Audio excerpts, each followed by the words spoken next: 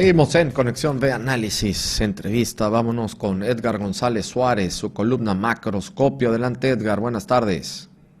¿Qué tal? ¿Cómo estás? Buenas tardes, Jorge. Espero que te encuentres muy bien. Aprovecho para enviarle un saludo al público que nos escucha. Jorge, es innegable que el proyecto de la 4T que asume el gobierno de López Obrador, Morena y sus aliados, pues tienen frente a sí a una oposición política subvencionada por la derecha y el conservadurismo, y que se afirma pues con un rechazo absoluto a todo el proyecto y programa de la Cuarta Transformación. La oposición aliada, en la figura de Va por México, se constituye por los partidos tradicionales del espectro neoliberal y conservador, el PRI y el PAN, por los residuos del PRD, que dice defender o dice tener un perfil socialdemócrata, pero que perdió toda legitimidad y respaldo cuando su dirigencia formal, los llamados chuchos, se sumaron acríticamente al proyecto neoliberal del panismo y el priismo desde el año 2000, y que se fue vaciando en su contenido y militancia por el huracán del proyecto político de Morena en ciernes. Jorge, el conservadurismo y el liberalismo panista se encuentra incólume en cuanto a su contenido ideológico y programa político: libertades ciudadanas, beneficios económicos a las clases privilegiadas, la familia como una institución abstracta y el ejercicio del poder para ensanchar los intereses privados sobre los públicos. Ese bloque en su conjunto se encuentra atrincherado en su partido e instituciones, y desde ahí le ha declarado la guerra a López Obrador, como antes a Plutarco Elías Calles o a Lázaro Cárdenas, pero desde siempre, en la época moderna, desde siempre, a Andrés López Obrador. Para vencer a Morena, Jorge, en las elecciones de este año y en las elecciones presidenciales del 2024, la alianza opositora pretende construir una mayoría electoral que derribe, detenga la 4T y meta a la cárcel a López Obrador. Proyecto ideológicamente panista y ultraconservador, de quienes siempre esperamos ese discurso.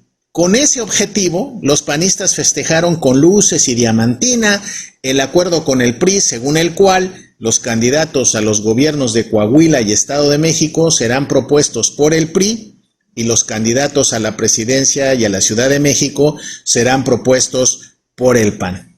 Esto de entrada cayó muy mal en el PRD, quien sin cuadros ni militancia ahora pretende apoyarse en la llamada sociedad civil. Los empresarios, encabezados por Claudio X González, reaccionaron también en contra de ese acuerdo, y en varias organizaciones de la sociedad civil que pretendían jugar un papel pues decisivo en la selección del candidato a la presidencia de la República, también se sintió el desencanto. No vayamos muy lejos, Jorge, en el mismo PRI, las corrientes enemigas de Alejandro Moreno se sintieron frustradas, atacadas y desorientadas. ¿Se imaginan ustedes a Beatriz Paredes, a Claudia Ruiz Massieu o al senador Jorge Ramírez Marín votando o llamando a votar por Lili Téllez o Santiago Krill a la presidencia? ¿Por Kenia López Rabadán o Jorge Romero y el cártel inmobiliario de la delegación Benito Juárez para jefes de gobierno de la Ciudad de México?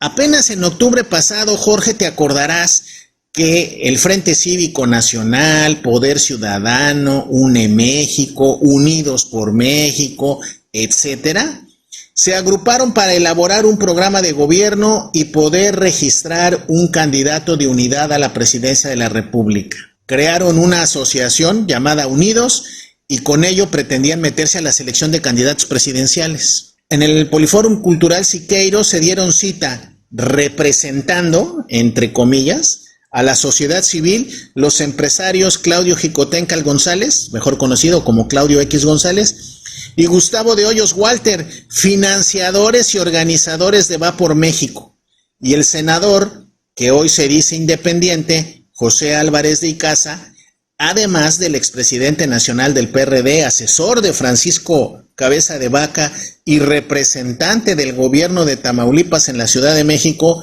Guadalupe Acosta Naranjo, entre otros, y que ahora todos ellos se dicen representar a la llamada sociedad civil. Esta sociedad civil de entrada también quedó fuera del acuerdo entre el PAN y el PRI. Y la otra, La sociedad civil organizada y conformada por ciudadanos libres, sin ataduras orgánicas o partidarias, que luchan por causas muy específicas, esa, Jorge, pues ni siquiera existe para los partidos políticos y mucho menos para los liderazgos postizos y oportunistas, pues que esperan lograr sus ambiciones presentando un candidato a la presidencia de la República.